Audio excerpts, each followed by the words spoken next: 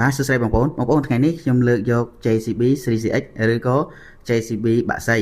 ដែលឲ្យសារស្នាមថា JCB មាតាដៃ100អញ្ចឹងបងប្អូនថ្ងៃនេះខ្ញុំលើកយកលក្ខណៈពិសេសរបស់វាយកមកនិយាយគឺទម្ងន់ប្រតិបត្តិការរបស់វាគឺ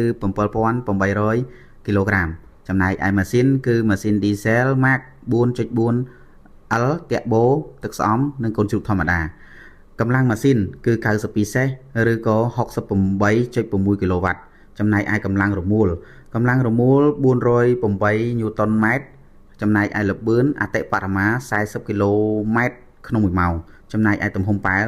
1.1 ម៉ែត្រគូបណាហើយមួយទៀត excavator 5ម៉ែត្រចុច65អញ្ចឹងសម្រាប់ព័ត៌មានលម្អិតឬក៏បងប្អូនចង់បង់រំលោះគឺចូលរួមតិច